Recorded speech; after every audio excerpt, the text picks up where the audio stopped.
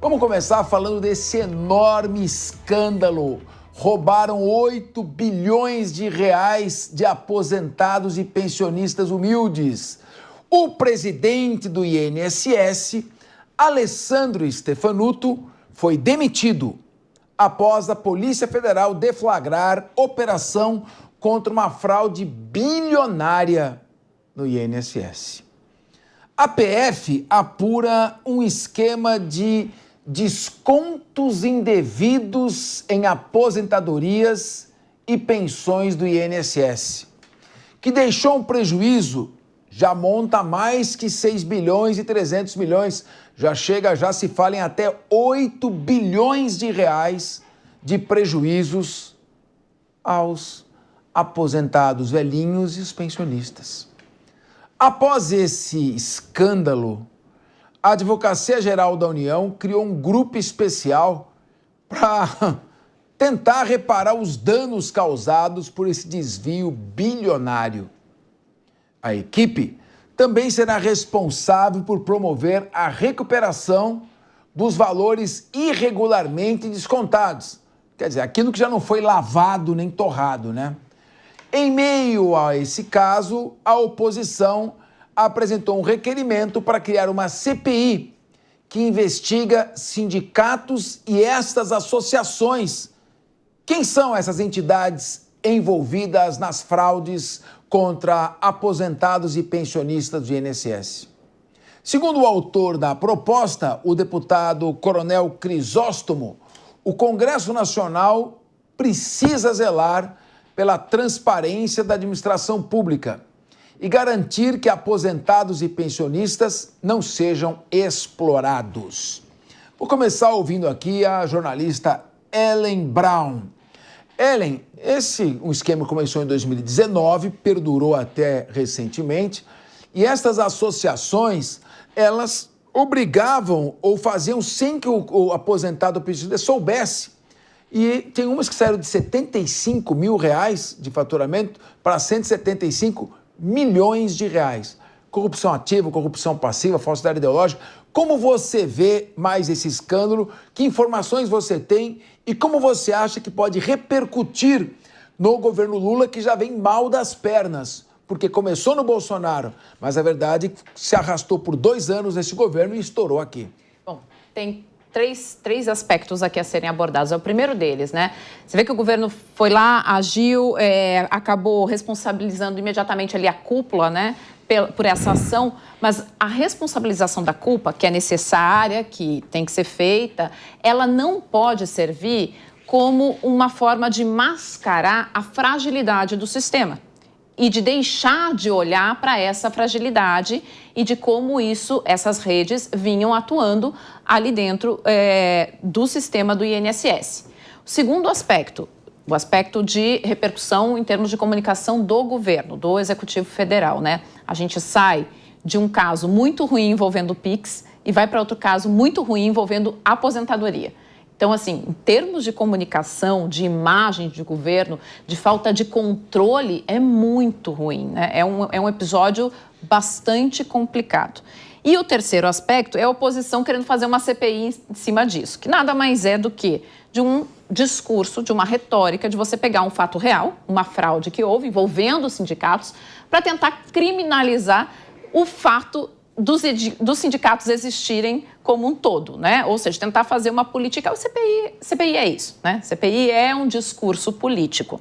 Então, sim, o parlamento está lá para fazer investigação, para ficar em cima, né? Para fazer cobranças, mas o que está se buscando aqui é um circo político em cima de uma criminalização da atuação sindical, que não é isso que tem que ser feito. Você tem que depurar onde está o erro, onde está o problema de fato, que parece que é o que a Polícia Federal acabou de fazer com essa operação, e não uma criminalização geral, né? Pois é. Agora, Henrique Kriegner, a Ellen colocou bem. Tudo bem, o presidente do INSS já foi afastado, a cúpula também, tem 219 mandados de busca e apreensão na operação realizada ontem, 34 cidades, 13 estados e Distrito Federal, 6 mandados de prisão temporária, muitas casas caindo. Mas eu queria saber uma pergunta que está no ar. De quem são estas associações ou sindicatos que meteram a mão no dinheiro dos aposentados e pensionistas? Quem são os responsáveis? Quais são os sindicatos? Essa é a resposta que todos aguardam. A pergunta que não quer calar. Porque foram essas associações que roubaram o dinheiro dos pensionistas e dos aposentados e vêm roubando há muito tempo. Quem são eles? Quais são suas caras, não é, meu querido Henrique Kriegner? Exato, Capês. Boa tarde a você, a todos que nos acompanham, aqui os colegas da bancada também. Eu só faria uma alteração na sua fala, que você falou, essa é a pergunta que todos querem saber. Aí eu já não tenho tanta certeza, porque existe gente muito interessada em que não se revele aonde foi parar esse dinheiro ou na conta de quem caiu esse dinheiro.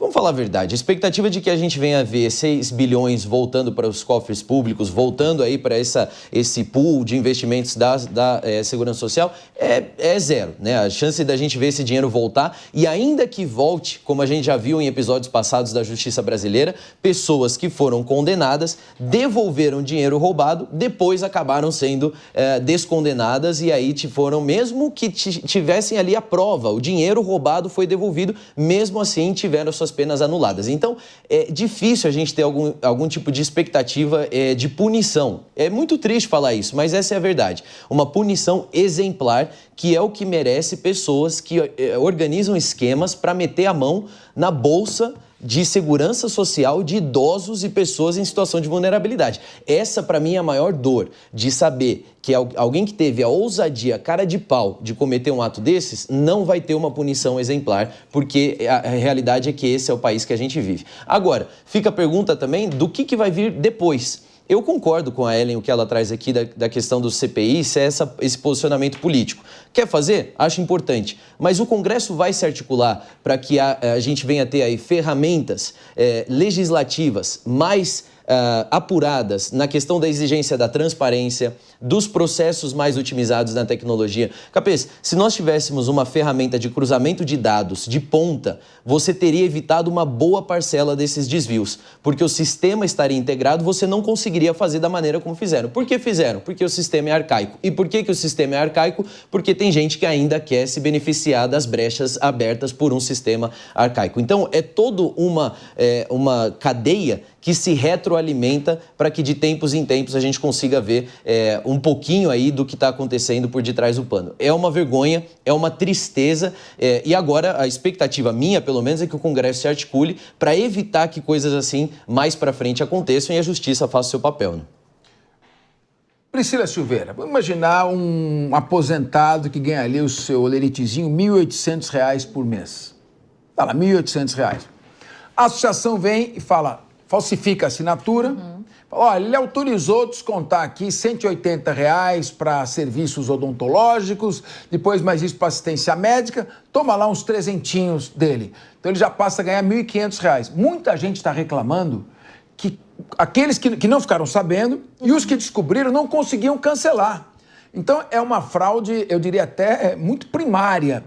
Agora, o Kriegner disse que não vai ter muita punição, mas a federal aponta corrupção ativa, gente envolvida de fora, corrupção ativa, funcionários públicos, corrupção passiva, organização criminosa, lavagem de dinheiro, falsificação e ali, claro, tem peculato, provavelmente, ou apropriação indébita mesmo. O que você acha que pode acontecer e como você vê esse comentário do Kriegner também de que o sistema é falho e permite dar aso a esse tipo de situação? Boa tarde, Capês, a todos os meus colegas aqui da bancada, a nossa qualificada audiência. Capês, são muitos pontos que aqui a gente precisa, concordar com os colegas, mesmo que a gente trabalhe com isso. Primeira situação, um absurdo oferecer serviços que talvez tenham até sido prestados, mas que talvez também não tivessem sido prestados, e ainda que sejam prestados, tirar 80, tirar R$100, sem o conhecimento de muitas pessoas que têm 90 anos. Inclusive, eu quero aqui trazer um comentário um pouco há uns 4 meses antes, a minha mãe falava, nossa, minha mãe é aposentada, assim como também meu pai, eles reconheceram um desconto. E sabe o que precisava ser feito? Ir até, né, obviamente, no local, e tinha uma resistência para a retirada desse valor, Capês. Isso a minha mãe, que consegue andar, é super jovem, né, na medida do possível. Imaginem pessoas de 90 anos, de 93 anos, que não têm, quiçá, condições de acesso, né, ao seu olerite. Então, eu acho que, como aqui bem colocou o Kriegner, a gente não tem que tirar nada de ninguém, é fato, mas tirar de pessoas vulneráveis, né, situacional aqui, que é o caso desses aposentados que trabalharam a vida toda e que 80, 40, 30 reais farão diferença, é de fato um absurdo e a gente não pode concordar nem de longe. Agora, com relação à punição, para fechar aqui a minha fala, juntando-se eventualmente todas as figuras delitivas que você acabou de citar aqui, é possível que eles tenham penas altas. O problema, que eu acho que também, né, muita da nossa audiência deve estar pensando, é que essa soma das penas, até processar todo mundo, foram identificadas algumas pessoas, né, de alguns sindicatos, me parece aí, salvo melhor juízo, 11 associações. Então, a demora de se dar aí um provimento final, uma resposta para a sociedade, faz com que muitos crimes prescrevam, que é a sensação de impunidade que toda a nossa sociedade tem. E eu hei, né, de concordar aqui com o Kriegner, porque essa espera, essa demora diante de direitos fundamentais que são garantidos àquele que se imputa crime, de fato, pode trazer essa sensação de impunidade que todos nós sentimos até então. Meu querido João Belutti, o déficit acumulado da Previdência nos últimos 9 anos já está batendo 420, é tudo bilhão, é a conta? Bilhão. Bilhões de reais. A própria Previdência já não se sustenta. O governo tem que colocar dinheiro aumentando o déficit fiscal. Além disso, de não ter capacidade para assegurar a pensão ou a aposentadoria de quem precisa, temos que conviver com isso? De roubo de dinheiro dessas pessoas? Pois é, Capês, boa tarde a você, a todos os colegas e toda a audiência. Realmente causa, né, uma desesperança, mais um caso de corrupção, mas como foi colocado aqui, era uma fraude grosseira, né? Como você mesmo mencionou, Capês vai pondo algumas rubricas a mais no olerite ali, vamos colocar assim, da pessoa, e muitos não percebem, e isso num volume de milhões de pessoas chega-se nesses bilhões. Evidentemente tem muita gente envolvida, o INSS, os bancos públicos, as associações, né, empresas públicas, nem se fala em como tem esses cargos que são de nomeação dos políticos, então sempre acabam sendo um antro, infelizmente, de corrupção, e o desenho institucional favorece isso se não foi criado dessa forma. E é um ponto importante para a gente questionar a própria existência do INSS, que muita gente aponta que seria até, numa leitura mais grosseira, um esquema de pirâmide legalizado, já que você depositaria o seu dinheiro mensalmente, ficaria numa conta sua para quando você se aposentar você retirar o dinheiro. Mas não, ele é usado para pagar as despesas atuais, então é só uma mera fantasia. A própria existência do INSS deveria deixar com muita mais liberdade para as pessoas utilizarem esse dinheiro, porque ele não é usado de agora para depois. E só para fechar, Capês, esquemas de corrupção em empresas públicas, institutos públicos, instituições que seja, sob a égide do governo Lula. É um filme repetido, a gente já viu isso e continuará vendo, essa é a gênese do lulismo. Pois é, e fora o pessoal que dá o cano e não paga as contribuições, já está chegando a R$1 trilhão os valores que a Previdência teria para receber e também não executa, que poderia também zerar o déficit. Então, incompetência mais desonestidade igual a caos.